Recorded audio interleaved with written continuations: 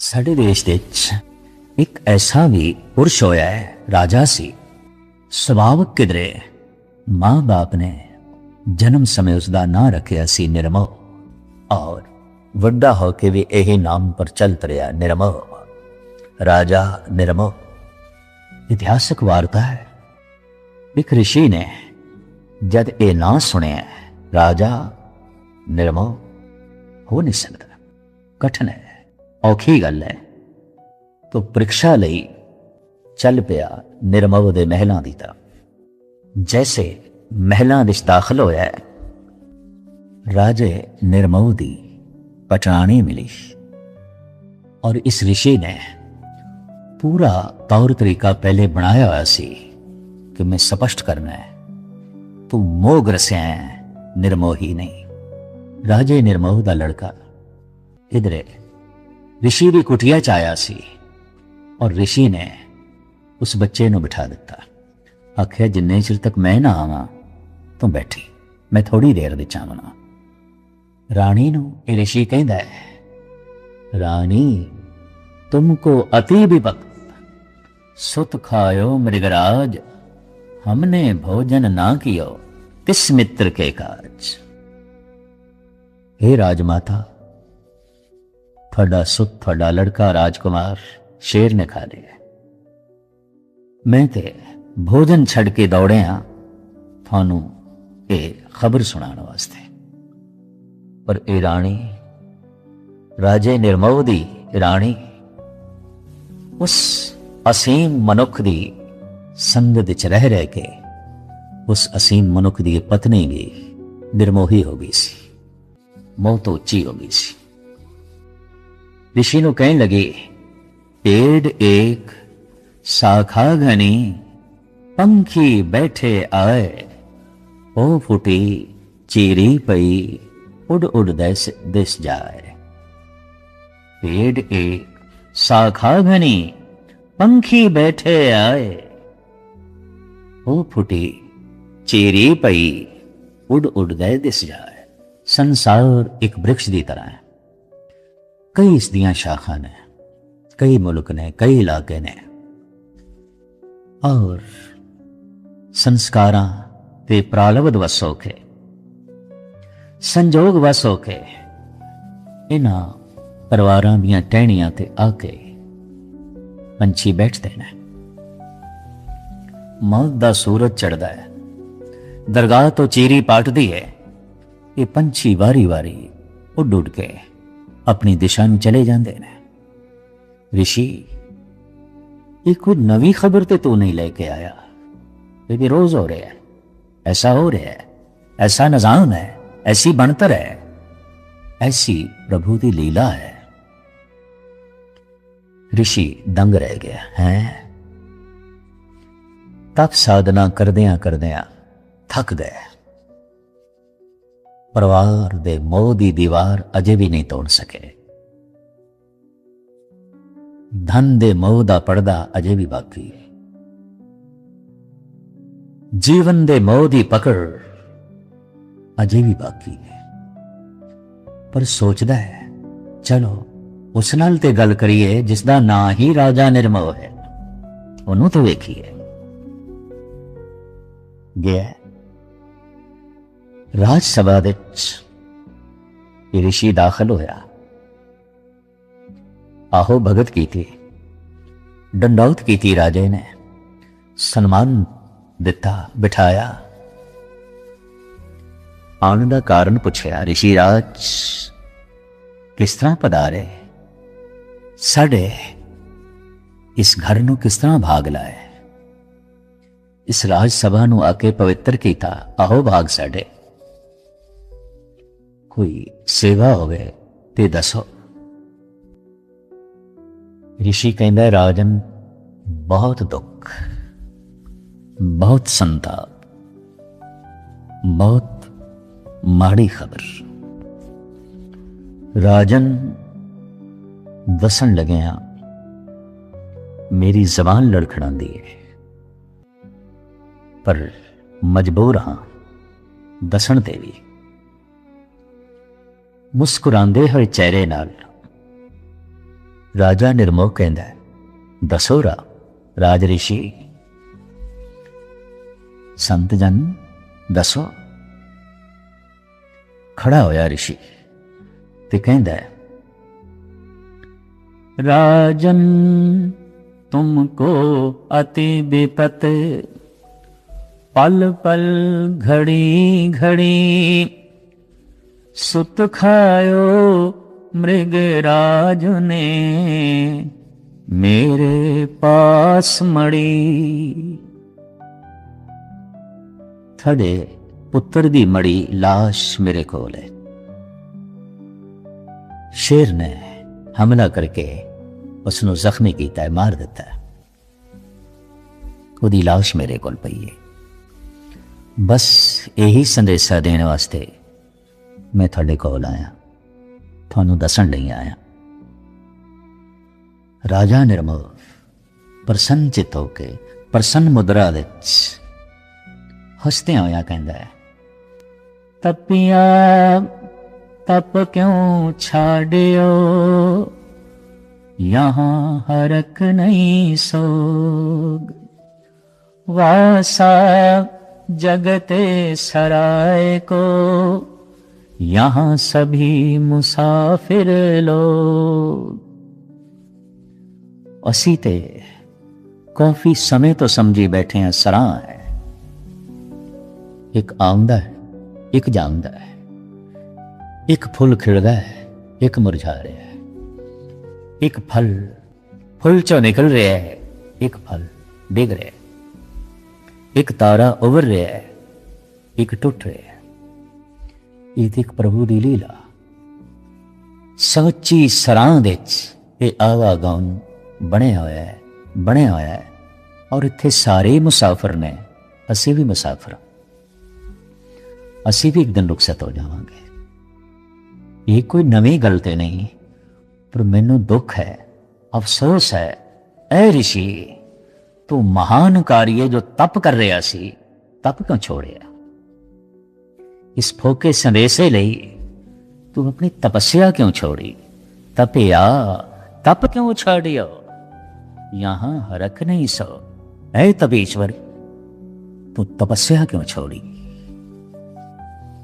जितने सौखे ढंग नाल ये गल राजे निर्मोह दी बयान की जा सकती है, जीवन विच धारना उतना ही कठिन, उतना ही कठिन, उतना ही कठिन। धन गुरु गोबिंद सिंह जी महाराज लखते जिगर अजीत सिंह जुझार सिंह कोल बैठे ने। गड़ी नूं चारों पासे दुश्मना ने घेरे है। सतगुरु अजीत सिंह नूं तैयार कर देन, होर सिखां नूं नहीं कहंदे। किधरे इतिहास ये इल्जाम ना ला देवे अपने बच्चे बचा ले सिख मरवा ले, नहीं, अजीत सिंह नूं तैयार किया है। और सतगुरु उसनों जो कुछ कहते ने, अला यार खां जोगी ने इंज कलम बंद किया है, ऐ मेरे बच्चे एक ख्वाहिश है मेरी, तू पूरी कर। अजीत सिंह हथ जोड़ के कहता है, गुरुदेव पिता तुसी सारियां दी ख्वाहिशां पूरी करने वाले, असी की थोड़ी ख्वाहिश पूरी कर सकते हैं? नहीं, तू ही पूरी कर सकता है। हुक्म गुरुदेव पिता, ताबेदार। धन गुरु गोबिंद सिंह जी महाराज फरमान कर देने, ख्वाहिश है तुम्हें तेग चलाते हुए देखें, बस इतना ही नहीं, पूरी गल सुन। ख्वाहिश है तुम्हें तेग चलाते हुए देखें, हम आंख से बरछी तुम्हें खाते हुए देखें। होनहार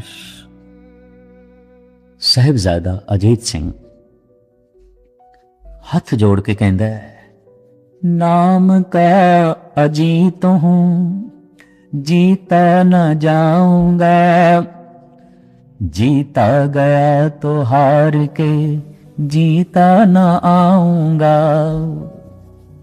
सन श्रृंगार के शस्त्र पहना के सतगुर भेजते ने अपनी अखां दे सामने शहादत दा जाम पींदे आया दोवें लखते जिगरां नूं देखते ने, शुक्र करते ने परमात्मा दा, ईश्वर दा, अकाल पुरख दा। असीम प्रेम दी दुनिया च जीण वाले धन गुरु गोबिंद सिंह जी महाराज ना ताज दा मोह, ना तहत दा मोह, ना परिवार दा मोह, ना संसार दा मोह, केवल प्रेम अकाल पुरख दा। प्रभु चिंतन दे नाल, उसदी याद दे नाल मोह प्रेम बन जाता है और प्रेम ईश्वर का रूप है। जत्र तत्र दिशा विसा होए फैलियो अनुराग। पर साहिब श्री गुरु गोबिंद सिंह जी महाराज प्रेम दी मूर्ति और आपदा मूल फरमान साच कहो सुन ले हो सवे, जिन प्रेम कियो तिन ही प्रभ पायो। मोह सीमित है, प्रेम असीम है। संसार दी सीमा है, मोह ग्रसे दी भी सीमा है। निरंकार असीम है, प्रेमी असीम है। जैसे कोई त्राह त्राह प्रभु दी शरण विच जांदा है, आसरा पकड़दा है, अरज़ोई करदा है, अरदास करदा है और उसदी याद विच डुबदा है, मोह प्रेम बन जाता है। फिर कुछ भी चला जाए, कुछ भी आ गया, ना हर्क ना सोग, प्रेम ही प्रेम। बड़ी सुंदर एक गाथा है। एक संत बैरागी जंगल दे कुटिया बना साधना दे लीन है ते साधना सारी सिर्फ हंकार नूं मारन वास्ते है। और जिस दिन अहंकार मरदा है, निरंकार प्रगट होता है। अहंकार जितने चिर तक है, जन्म ते मरण चलता है, और जैसे निरंकार प्रगट होता है, जन्म मरण मिट जाता है। सरा साधना दे लीन ए योगी, ए संत। एक राजा आया दर्शना लई, तपस्या साधना दी बड़ी दूर दूर तक धुम पई। बहुत तपेश्वर है, बहुत जपेश्वर है, बड़ा संजमी है। राजा दर्शना लई आया है। दर्शन कर राजा प्रसन्न होया है। उसने एक बड़ी कीमती मोतियां नाल जड़त पोशाक चोला भेंट कीता। भावें साधु कहन लगा, हुण असी इस तरह दे चोले पहनना छड़ दिता है, असी ते तन दिते सिर्फ कमली धारण करते हैं। पर वो राजा कहन लगा, आखिर मैं खाली हथ किस तरह जो है आप दे दर्शन करा, ये नजराना है, ये भेंट है, चलो नहीं पाना आप रख लो, दे देना किसी को। राजा ये नजराना रख के चला गया। कुछ दिनों बाद इस त्यागी वैरागी साधु दा एक मित्र, गूढ़ा मित्र, बचपन दा दोस्त, और वो भी साधु सी, वो भी तपस्या कर रहा सी, मिलन लई आया है। गालबन 10 मील दी वाट पैदल चल के ये जंगल विच संत दी कुटिया कोल पहुंचे है। दूरों वेख इस संत ने स्वागत किया है और सत्कार मान नाल बिठाया है। रस्मी गुफ्तगू तो बाद जो भिक्षा तो भोजन आया सी वो छकाया। रात बड़े सोहने ढंग नाल प्रभु चर्चा करदियां बतीत होई। सवेरे इस बैरागी साधु ने कोई 3 घरां विच जाना है, नाल दे पिंड। उन्होंने अपने घरां दे चरण पाण लई बुलाया है। ये बैरागी साधु आए हुए मेहमान मित्र नूं कहंदा है भी इत्थे कल्लियां बैठे हां, तुसी तंग हो जाओगे, आओ मेरे नाल चलो। मैं 3 घरां विच जाना है, तुसी मेरे नाल चलो, फिर वापस आ जांदे हैं। इस बैरागी साधु ने वो जो राजे ने कीमती चोला दिता सी, मोतियां नाल जड़त बड़ा खूबसूरत, वो कट के दिता और आखे ए पा लो, कस्बे दे चले आ, तुसी पा लो। वो साधु कुछ बेनियाज, ये मेहमान साधु और ये मित्र साधु जो आया है, रमजी मनुख, हरख सोग तो उच्चा मनुख, पहन लिया उसने वो चोला, कीमती चोला। जैसे दोवें कस्बे दे अंदर दाखिल होंदे ने, सारियां दी निगाहां उस चोले ते और चोला जिस साधु ने पहने है उस ते। दुखी हो गया है बैरागी साधु है। कल तक मैं जब इस कस्बे दे आउंदा सी, सारियां दियां निगाहां मेरे ते, अज ये निगाहां फिर गईयां ने, अज ते मेरे मित्र थे। चोला दिता है लेकिन अंदर ख्याल आया है ये ते मेरे नालों महान प्रतीत होंदा है, सारे इसनों पे वेखदे ने। खैर जिस घर दे जाना सी गए, आओ भगत होई, सन्मान नाल बिठाए गए और घर वालियां ने सुभावक पूछया उस बैरागी साधु तो, ये जो नाल आए ने ये कौन ने? क्योंकि सारे घर वाले अखां फाड़ फाड़ के उसनू वेख रहे ने।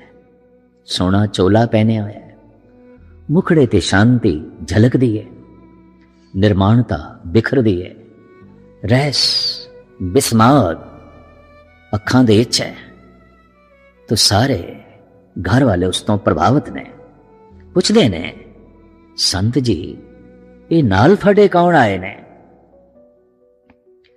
दुखत होके कहंदा है मेरे मित्र ने कल आए सन, मेरे बचपन दे दोस्त ने, साधु ने, साधना करदे ने, बड़े ज्ञानी ने, जपेश्वर ने, तपेश्वर ने, पर ये जिहड़ा चोला है ना ये मेरा है। हुण इस ढंग नाल ते तारफ नहीं कराईदा, लेकिन अहंकार उबल पिया, बुलवा दिता अहंकार ने, मेरा है चोला, मेरा है। खैर जब उस घर तो रुखसत होए, उस मेहमान साधु ने कहा मित्र तू कपड़े पवा के भी मैनू नंगा कीता, चोला पवा के भी तू मेरे कपड़े उतारे, कोई इस तरह तारुफ कराईदा है? खैर माफी मंगण लग गया, कहने लगा नहीं, अचानक मेरे मुंह में बोल निकल गए, तुसी बुरा ना मनाओ, बुरा ना मनाओ। दूसरे घर गए, दूसरे घर वालियां दी भी निगाह इस साधु ते, अखां विच रमज है, बिस्मात है, चेहरे ते शांति है, और सब तो वड्डी गल जिस तो ये घर वाले प्रभावित हो रहे हैं, इतना कीमती चोला, इतना सुंदर चोला। तो दूसरे घर वालियां ने भी यही पूछा, संत जी ये नाल कौन महात्मा आए ने, ये कौन ने? तो एकदम बोल पे मेरे बचपन दे दोस्त ने, बाल सखा ने और साधु ने, तपस्या करने ने, ज्ञानी ने। रह गई इस चोले की गल, ये चोला मेरा नहीं है, मेरा नहीं है, ਇਸ ਦੇ ਵਿੱਚ ਹੀ ਉਹ ਕਹਿ ਗਿਆ ਹੈ, ਮੇਰਾ ਹੈ, ਮੇਰਾ, ਮੇਰਾ। खैर उस घर तो ज्यों निकले ये बैरागी साधु फिर माफी मंगदा है, मित्रा मैनू इस तरह भी नहीं कहना चाहिए सी, पर निकल गई है गल, तू सहन कर ले, बर्दाश्त कर ले, हुण मैं नहीं कहांगा। तीसरे घर गए, आओ भगत हुई, बिठाए गए, पर वो चोला तीसरे घर दे भी सारे मनुखा प्रभावित कर रहे हैं।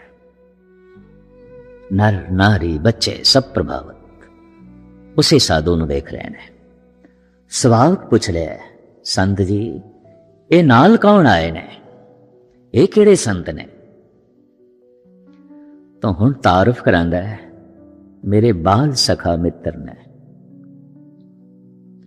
जपेश्वर ने, तपेश्वर ने, ज्ञानी पुरुष ने। पर रह गई इन्हां कपड़ियां दी गल, इस चोले दी, मैं इसदी गल नहीं करनी। ना गल करके भी कर गया। जद उस तीसरे घर तो रुखसत होए, कुटिया च पहुंचे, इस मेहमान साधु ने, इस दोस्त साधु ने चोला उतार के अगे रख दिता। आखिया, 3 दफा तू नंगा कीता है, ऐ ले अपना चोला, हुण चौथी दफा मैं आप ही उतार देना। 3 दफा तू उतरवाया है, 3 दफा तू नगन कीता है। अहंकारी अपने मित्र का भी मान सन्मान बर्दाश्त नहीं कर सकता। अहंकारी अपने गुरु की महानता भी बर्दाश्त नहीं कर सकेगा। वो मित्र नूं छुपाएगा। मां बाप गुणवान ने तो उन्होंने पिछे सुटेगा। विद्या गुरु है या अध्यात्म गुरु है, उसनों भी हंकारी छुपाण की कोशिश करेगा, पिछे सुटेगा। महाराज की बाणी बड़ा सुंदर फरमान कर दी है, जो गुरु गोपे आपना ते नर बुरियारी। ये बड़े बुरे पुरुष आउंदे ने हंकारी, गुरु नूं भी छुपांदे ने। क्यों? फिर मेरी मैं, मेरा वडपना फिर किथे? तो ये मित्र नूं छुपांदे ने, पुत्र नूं छुपांदे ने अगर गुणवान है। मां बाप नूं पिछे सुटदे ने, सिर्फ अपने आप नूं ही अगे करना इन्हां दी जिंदगी दा लक्ष्य है। और यतन कोशिश ये भी आउंदी है, रब नूं भी पिछे सुटीए, परमात्मा नूं भी पिछे सुटीए। और नाकश ने पिछे सुटण की कोशिश की सी। नमरूद ने कह दिता सी, कौन हुंदा है खुदा? मैं खुद खुदा। तो अहंकार अपने तो वड्डा किसी नूं भी नहीं मन सकता। यह अहंकार तेनू दुश्मन बनाने ही आउंदे ने, मित्र बनाने दी तेनू जाच नहीं। अहंकारी दे मूहों ना निकलदा। अहंकारी हां नहीं कर सकता। जब सारा माहौल ही ऐसा होए और हां कहने दी सहूलियत भी होवे, कुछ बिगड़दा भी ना होवे, तां भी हां नहीं कहेगा। ना ना, जितनी ताकत ज्यादा होए उतना ही जबान पे आ जाता है, ना नहीं, ना नहीं। कोई कम है और अक्सर कम कार लई लोकी सरकारी दफ्तरां दे जांदे ने। जितनी जिस कोल समर्था है, ताकत है, उस हिसाब नाल ही वो ना करता है। ना करके दसना चाहता है, मैं तेनू रोक सकदा, मैं तेरे कम नू रोक सकदा। अहंकार इस महीने विच ते भारत बहुत अहंकारी देश हो गया है। ना ना ना, हां कहना ही भुल गया। हां कहने विच इनू अपना छोटापन प्रतीत होता है। जायज गल भी नौकर ने कह दी है, जायज मंग भी एक नौकर ने मंगी है, तां भी मालिक कहता है ना। नौकर दी हां च हां मिला देइए ना। अहंकारी ना करता है, सब नू ना करता है। और जिथे तक इसकी सतह है उत्थे तक ना करता है, और जितना ना करी जाता है उतनी दुश्मनी बनती है। तो पातशाह ठीक कह रहे ने, मित्रं तजन सतरं बृणन अनेक माया विस्तीर ने। अहंकार दी माया का इस तरीके नाल विस्तार होंदा है, इसके दुश्मन ही बनते हैं। ईरानी सूफी संत जनाब हाफिज कहते ने, दरख्ते दोस्ती बानिशां के कामे दिल बबारा रद, निहाले दुश्मनी बरकुन के रंजो बेशुमारा रद। दोस्ती दा बूटा ला, मिलाप दा बूटा ला, जे तू खुदा दा मिलाप चाहना है। जे किधरे भुलेखे नाल तू दुश्मनी दा बूटा ला भी बैठा है, इसनों अज ही जड़ों पुट दे। सिवाय दुखां दे सोल तो इस बूटे नूं होर कुछ भी नहीं लगता। अमृत फल खाना चाहना है, दोस्ती दा बूटा ला। अज इत्थे समाप्ति। हार्दिक तौर ते तुहाडा सारिआं दा धन्नवाद। तुसीं टिक के गुरमत दीआं गल्लां नूं सरवण कीता। मेरे पातशाह होर रहमत करन, होर मेहर भरिआ हत्थ तुहाडे सिर दे उत्ते रखन, तुहानूं सुणन दी दात देन, तुहानूं मनण दी दात देन। जिन्नी सुण के मन्निआ हों तिन बलहारे जाओ। जिसने सुन के मन लिया, गुरु नानक देव जी कहंदे मैं सदके जाना, उस तो मैं कुर्बान जाना। ऐसी हालत बने कि गुरु नानक साथों सदके जान और गुरु गोबिंद सिंह जी महाराज साथों बलहारने जान। बुलना चुका ले खिमा दी याचना। वाहिगुरू जी का खालसा।